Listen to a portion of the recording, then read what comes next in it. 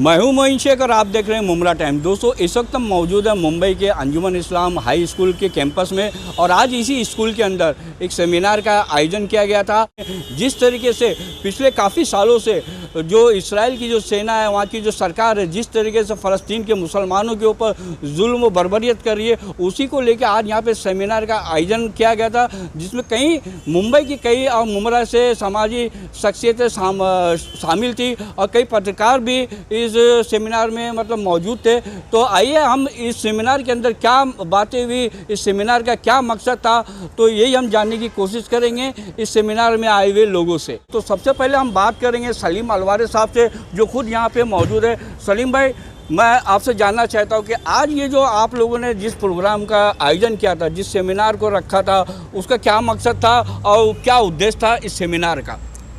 अस्सलाम वालेकुम। आज जो सेमिनार हुआ यहाँ पर करीमी लाइब्रेरी में, उसके दो मकसद थे। एक तो फ़लस्तीनियों पर जो जुल्म हो रहा है इजरायली सोल्जर्स के द्वारा, उसको लोगों तक पहुँचाना, लोगों को बेदार करना कि देखिए इस छोटे से मुल्क पर, एक छोटी सी आबादी पर इजराइल जैसा जालिम मुल्क कैसे कैसे जुल्म कर रहा है। अभी चंद दिन पहले वहाँ एक फ़लस्तीनी जर्नलिस्ट शीरीन अकले का बहुत ब्रूटली, बहुत ख़तरनाक तरीके से खून भी किया गया और इस तरह की हरकतें करते हैं और इन चीज़ों को जस्टिफाई भी कराते हैं। और दूसरी बात जो हमारा मकसद था आज के सेमिनार का, वो ये था कि फ़लस्तीन के जो अवाम है उनको ये लगे कि हिंदुस्तान के जो लोग हैं वो उनके साथ हैं, उनको सॉलिडेरिटी दिखाने के लिए और उनको यकजहती का इज़हार करने के लिए और हमदर्दी और मोहब्बत का इज़हार करने के लिए आज के सेमिनार का इनेकाद किया गया था। दोस्तों, हमारे साथ बात करने के लिए फिरोज़ मोतीपुरवाला साहब वो भी यहाँ पे मौजूद है। हम उनसे भी जानने की कोशिश करेंगे कि इस सेमिनार का क्या मकसद था और क्या उद्देश्य था इस सेमिनार का।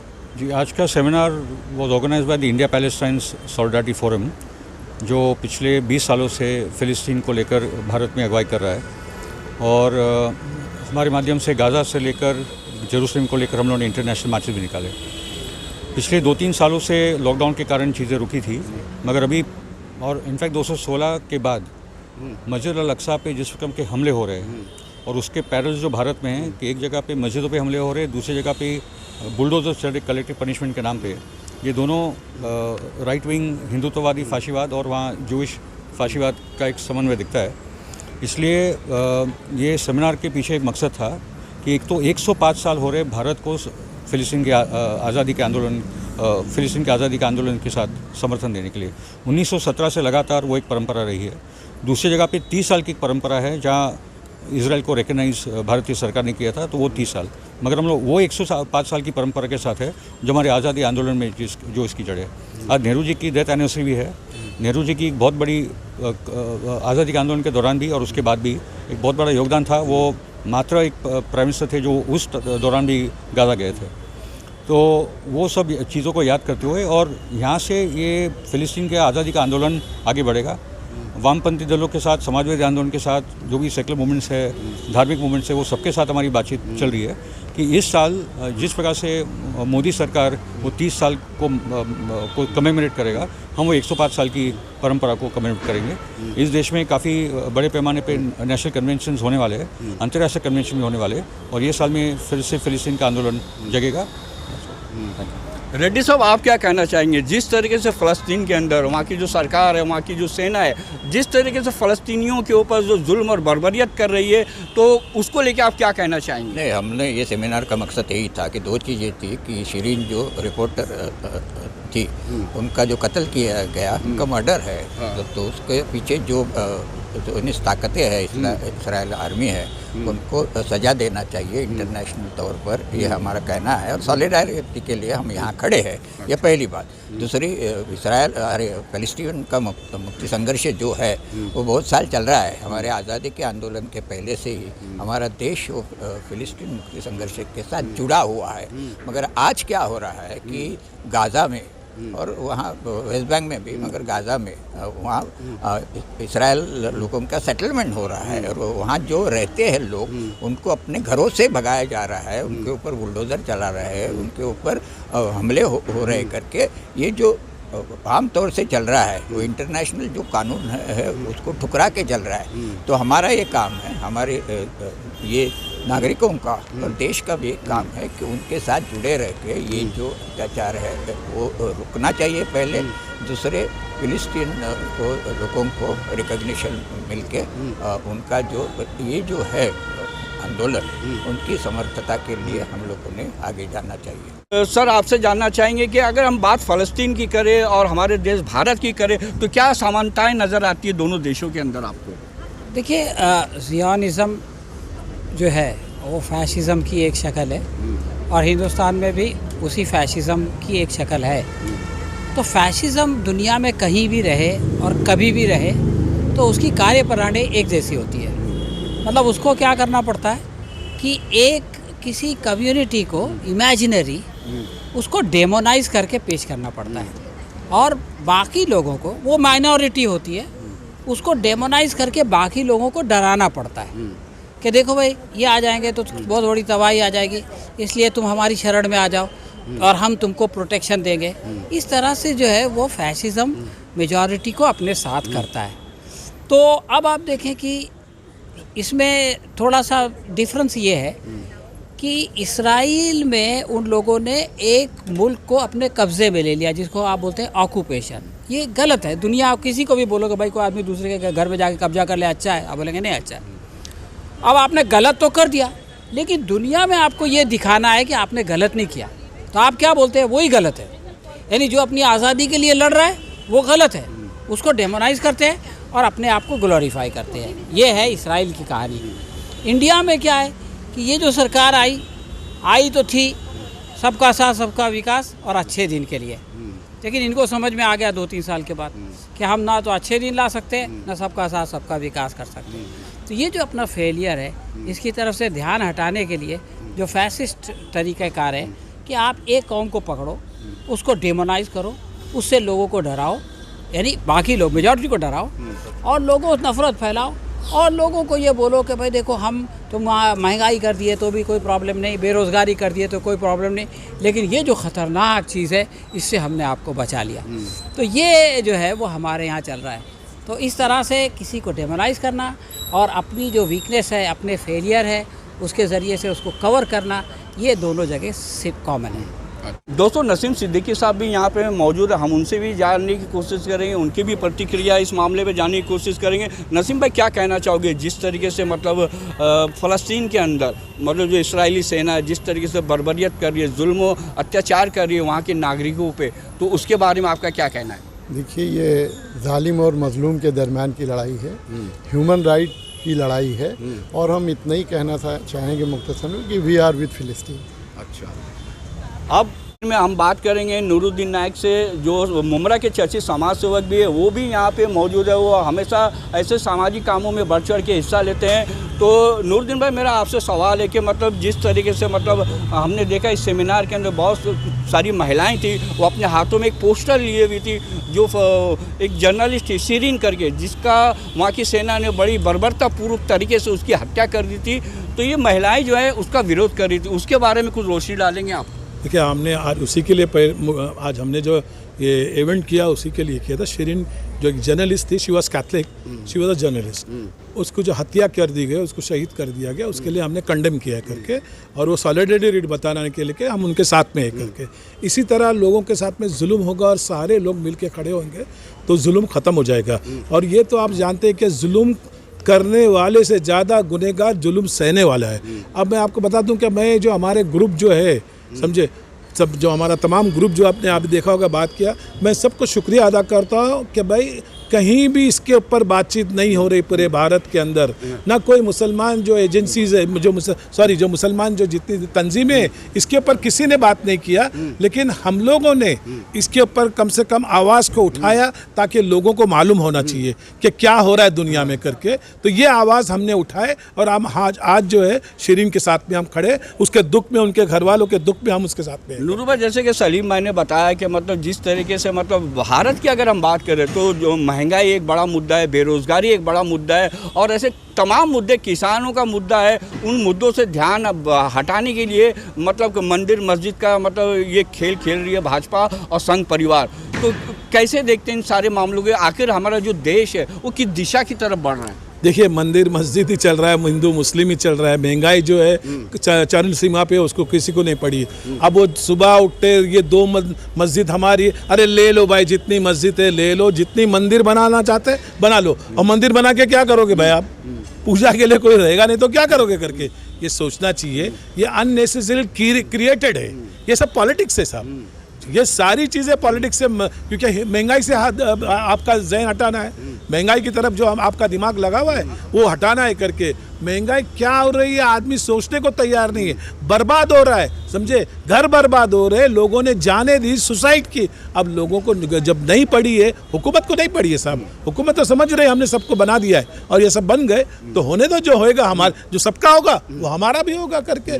तो मैं लोगों से इतना ही रिक्वेस्ट करूँगा कि भाई वो करते रहेंगे, हमको अपनी मस्जिदों का खुद हिफाजत करना पड़ेगी। कैसे करना पड़ेगी वो अपने अपने इलाकों में लोगों ने बैठना चाहिए, उसके ऊपर बात करना चाहिए। मैं ये बोलूँगा ज़रूर, गलतियाँ मुसलमानों की हुई है, आज हम उसका भुगत रहे। गलतियाँ अगर हमारी नहीं होती तो आज ये हमारे पर नहीं आती, समझ लेना। तो बस अल्लाह से दुआ करता हूँ कि अल्लाह खैर और आफियत का मामला करे और सबको नेक्स्ट तौफीक देवे, हमारे मुल्क की अल्लाह हिफाजत करे। इतना बेहतरीन मुल्क, इतना विशाल मुल्क है जहाँ सारी चीज़ें होती है, लेकिन पॉलिटिकल लोगों ने उसको बर्बाद कर दिया। आज मुल्क जो है हमारा खसारे में, कब कर्जे में चल रहा है साहब। अभी भी अगर भारत के लोगों का आँख नहीं खोलेंगे तो जो श्रीलंका का हाल हुआ है आप देख रहे, महंगाई की वजह से लोग क्या हो गया हाल, वो अल्लाह ना करे इधर हुए, क्योंकि इससे बेहतर मुल्क आपको कहाँ मिलेगा, इससे बेहतर जो वतन आपको कहाँ मिलेगा, जो हमारा भारत है। तो मैं हमारे भारत के लोगों से, तमाम धर्म के लोगों से रिक्वेस्ट करता हूँ, हम सब एक है, एक रहेंगे और एक ही हमेशा काम करते रहेंगे जो अच्छाई का काम है करके। तो मैं लोगों से शुक्रिया अदा करता हूँ कि जो हम सबको इजराइल जो कर रहा है वहाँ पे, उसके लिए फ़लस्तीन के लिए खड़ा होना पड़ेगा, क्योंकि बैतुल मुक़द्दस सिर्फ फ़लस्तीन का नहीं है, बैतुल मुक़द्दस मुसलमानों का पहला अव्वल किबला है जिसको मुसलमान भूल गए। दोस्तों इस सेमिनार के अंदर बहुत सारी महिलाएं भी आई हुई थी जो यहाँ पे मौजूद है हमारे साथ हमसे बात करने के लिए। तो हम उनका भी पक्ष जानने की कोशिश करेंगे कि उनका क्या कहना है फ़लस्तीन के अंदर जो वहाँ की इस्राइल की जो सेना वहाँ के मुसलमानों के ऊपर जो जुल्म और अत्याचार कर रही है उसके बारे में उनका क्या कहना है। मैडम क्या नाम आपका? मेरा नाम अपर्णा दलवी है। अच्छा, तो आप भी सेमिनार के अंदर आई थी जहाँ पे मतलब जो फ़लस्तीन के अंदर जो मतलब वहाँ पे जिस तरीके से इस्राएली सेना जो है वहाँ के मुसलमानों के ऊपर जुल्म तशद्दुद कर रही है पिछले काफ़ी सालों से, तो उसके बारे में आपका क्या कहना है? ये जो इनके ऊपर जो जुल्म हो रहा है मुसलमानों पे, ये बहुत ही गलत बात है। स्पेशली अभी जो इनका शिरीन करके जर्नलिस्ट है, उसका जो अभी खून हुआ वो तो बहुत ही एक बड़ी साजिश थी, क्योंकि उसको जानबूझ के मारा गया है, क्योंकि वो हर समय पे सब बड़ी बड़ी बातें जो रहती थी वो निकालती थी और टीवी पे दिखाती थी। तो ये बहुत गलत हुआ है, क्योंकि journalism is not a crime, ये समझना चाहिए। और ऐसे किसी का मुंह बंद नहीं कर सकते हैं। एक जर्नलिस्ट को मारेंगे तो और भी तो जर्नलिस्ट है, वो भी तो बात करेंगे। तो ये उनको समझना चाहिए, एक का मुंह बंद कर करके ऐसे कुछ भी नहीं होने वाला है, और भी जर्नलिस्ट है वो भी बात करेंगे। तो आप लोगों ने तो मतलब इस सेमिनार के दौरान मतलब वो सीरीन जो पत्रकार थी उसका मतलब फ़ोटो लेके आप लोगों ने मतलब एक विरोध भी जताया था। हाँ। इसराइल की मतलब हुकूमत से। हाँ, हम लोग ने 2 मिनट खड़े रह के इसका हम लोग ने निषेध किया कि जो भी हुआ शिरीन के साथ वो बहुत ही गलत हुआ, ये होना नहीं चाहिए आगे चल के।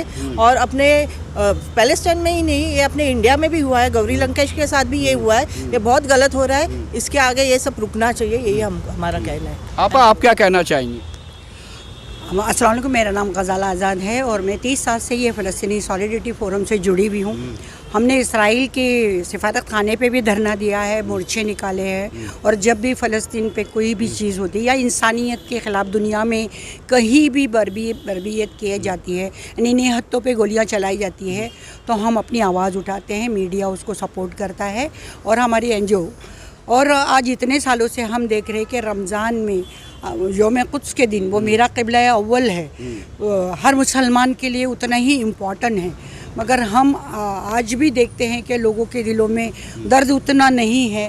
और हम इस फोरम के ज़रिए से लोगों में अवेयरनेस भी लाते हैं, और हमारी हिंदुस्तान की गवर्नमेंट भी सपोर्ट करती है हमेशा से, और दुनिया की बहुत सारी जो इंसानियत को चाहते हैं वो इस खून और बर्बरियत को हमेशा ख़िलाफ़ बोलते हैं। और आज भी इस रमज़ान में भी हज़ारों बच्चे और औरतें और शहीद हुए हैं। हमको उनकी हिम्मत को सलूट है और इंशाअल्लाह जैसे अल्लाह ताला ने फरमाया है एक दिन हम अपना खुद हमारा क़िबला अव्वल हासिल करके रहेंगे। आप क्या कहना चाहेंगे? अगर हम बात भारत की करें तो भारत के भी मुसलमानों को ठीक उसी तरीके से परेशान किया जा रहा है जिस तरीके से फ़लस्तीन के मुसलमानों को किया जा रहा है। अगर दोनों देशों की अगर बात करें तो बहुत सारी बातें ऐसी मिलती जुलती है। खासकर केंद्र में जब से भाजपा की सरकार आई है और नरेंद्र मोदी देश के प्रधानमंत्री बने, 2014 के बाद से मुसलमानों को किसी न किसी बहाने से जिस तरीके से टारगेट किया जा रहा है और अब तो हालात ऐसे हो गए कि कभी मंदिर मस्जिद के नाम पे, कभी लाउड स्पीकर के नाम पे, तो कभी हनुमान चालीसा के नाम पे जिस तरीके से मुसलमानों के ऊपर यहाँ पे भी जुल्म ढाया जा रहा है, तो क्या कहना चाहेंगे इस मामले को लेकर आप? अस्सलाम वालेकुम वरहमतुल्लाहि वबरकातुहू। मेरा नाम सुफिया हनीफ है और मैं शुरुआत इससे करना चाहती हूँ, हर जुल्म ज़ोर की टक्कर में संघर्ष हमारा नारा है, लेकिन मैं बोलना चाहूँगी इनकलाब हमारा नारा है। अब जो यहाँ के लोग हैं वो जाग गए हैं और पहले जो हो रहा था, जो बर्दाश्त किया जा रहा था, फिर वो इंडिया की बात रहो या फ़लस्तीन की बात रहो, औरतों पे बच्चों पे जुल्म नहीं होना चाहिए, हम उसका निषेध करते हैं। और ये चीज़ इंडिया में भी हो रही है, जैसे आपने मुझसे सवाल किया, तो इसके लिए हम तो उसके खिलाफ ही है। लेकिन मैं एक चीज़ आपके माध्यम से बोलना चाहूँगी कि जो लोग हम जो आगे बढ़ के जो काम कर रहे हैं या जुड़े हुए हैं कोई ना कोई NGO से काम करते आ रहे हैं, तो जो नॉर्मल जो पब्लिक है, मतलब सिटीजन्स है, उनको भी हमारा साथ देना चाहिए, क्योंकि एक से कुछ नहीं होता। अगर मुट्ठी बनेगी तो वो काम ज़रूर करेगा और उसका रिज़ल्ट हमको दिखेगा। आपका क्या नाम है आपका? फारिहा रिजवी। अच्छा, तो आप भी सेमिनार में शामिल थी, तो मतलब कैसा महसूस हुआ सेमिनार के अंदर और क्या बातें हुई सेमिनार के अंदर? वो जो हो रहा है फ़िलिस्तीन के साथ, इज़राइल तो था ही नहीं, इज़राइल कैसे बना? मतलब जो मुद्दा है वो ये है कि ब्रिटिश और US वो फ़िलिस्तीन को वाइप आउट करना चाहते हैं मैप से। This is the main thing, this is the agenda they are behind. तो अभी देखें, फ़िलिस्तीनियों ने इज़राइल की मदद की, यहूदियों की मदद की, अभी आप उनके घर में उन्हीं को बेदखल कर रहे हैं। तो उनकी कुछ हुकूमत नहीं है, कुछ नहीं है, वो मज़लूम हो गए हैं। तो सारी फोर्सेस, सब कुछ, सारे मतलब असला वगैरह सब कुछ उनके पास है, इज़राइल के पास मुहैया है। फ़िलिस्तीन क्या है, बेचारे सिर्फ पत्थर मारते हैं तो वो कहलाते हैं कि भाई पत्थर मार रहे हैं, और आप गन्स मार रहे हैं, सब इतना उन पर जुल्म कर रहे हैं, उनका खून बहा रहे हैं। और ये सिर्फ मुसलमान के साथ नहीं कर रहे हैं, वो वहाँ पर क्रिश्चियन भी हैं, और क्रिश्चियंस का भी वो उतना ही मुक़द्दस जगह है। मस्जिद अक्सा ना सिर्फ मुसलमानों के लिए बहुत पवित्र स्थल है, बल्कि वो यहूदियों के लिए भी है और क्रिश्चियंस के लिए भी है। तो उसकी लड़ाई है, ये सिर्फ मुस्लिम्स या यहूदियों की नहीं है। जो चीज़ जिसकी है उसके पास रहे, आप क्यों उन्हें बेदखल कर रहे हैं? उन्हें उनके घरों में रहने दें। आपको उन्होंने जगह दी, आपको उनका शुक्रगुजार होना चाहिए कि आपको ऐसे बुरे वक्त पर उन्होंने आपका साथ दिया। अच्छा, आप ये जो फ़लस्तीन के ऊपर, फ़लस्तीनियों के ऊपर जिस तरीके से मतलब जुल्म हो रहा है, वहाँ की सरकार, वहाँ की सेना जो जुल्म कर रही है, उसको लेके आप पूरी दुनिया के मुसलमानों से क्या अपील करना चाहेंगे? बस हिम्मत मर्दा मदद खुदा, आपको हिम्मत से काम लेना है, झुकना नहीं है। हक़ की बात में अल्लाह ताला आपका साथ देगा। बस यही है कि आप मतलब झुकिए नहीं, सच जो है आप उसका मुस्तैदी से मतलब सामना करिए। जान जाती है, आप शहीद कहलाएंगे, कोई फ़र्क नहीं है, और जान की किसी को परवाह नहीं होती है। मुसलमान मरने के लिए तैयार रहता है, और आप देख रहे हैं कितने मरे हैं, हज़ारों की तादाद में मरे हैं। तो जान तो कुछ है नहीं उनके लिए, जान जाने का उनको डर नहीं है। तो ये चीज़ आप सिर्फ हिम्मत से और मतलब उनके जो जुल्म का सामना करना है हमको। आप ये जो फ़लस्तीन का जो विवाद है, ये काफ़ी सालों पुराना विवाद है, और अब जबकि मतलब जुल्म और अत्याचार काफ़ी बढ़ गया वहाँ के मुसलमानों पे, तो उसी को लेकर आज यहाँ पे सेमिनार रखा गया था। आप भी यहाँ पे शामिल थी, तो क्या कहना चाहोगे फ़लस्तीन को लेकर आप? अस्सलाम वालेकुम, मैं परवीन कुड़ालकर दबीर हूँ। मैं मतलब बहुत सारे NGO के साथ काम करती हूँ, और ये जो फ़लस्तीन में जो अभी जो शिरीन के साथ, जो जर्नलिस्ट के साथ जो ऐसा हो गया है, उसकी तो बहुत ज़्यादा मजम्मत करते हैं, बहुत ज़्यादा निंदा करते हैं, क्योंकि ये समझ में नहीं आ रहा है समाज, ये लोग कहाँ जा रहे हैं। औरतों पे जुल्म हो रहा है, बच्चों पे जुल्म हो रहा है, और फ़लस्तीन में तो कई सालों से हो रहा है। पता, ह्यूमन राइट्स वाले जो बड़ी बड़ी बातें करते हैं ऑल ओवर वर्ल्ड, उनको दिखता नहीं है कि फ़लस्तीन पे कितना जुल्म हो रहा है। उसकी गलती क्या थी फ़लस्तीन की? उसने तो इंसानियत दिखाई, उसने उनको पनाह दी, इजराइल को पनाह दी, उसका आज उसको ये मिल रहा है। और वो तो मतलब उनके साथ जो हो रहा है वो तो किसी को दिख नहीं रहा है, कोई साथ भी नहीं दे रहा है। तो कहाँ जा रहे दुनिया, समझ में नहीं आ रही। इंसानियत तो ख़त्म ही हो गई है, कोई किसी की मदद के लिए तैयार नहीं है। भाई आज उनकी बारी कल सबकी आ जाएगी, क्योंकि वो जो हमारा जो अव्वल किबला है वो हमारा ही नहीं, सबके लिए मुक़द्दस है, मुसलमान लोगों के लिए, उनके लिए भी और कैथलिक लोगों के लिए भी। तो उसकी तो हिफाजत करनी चाहिए।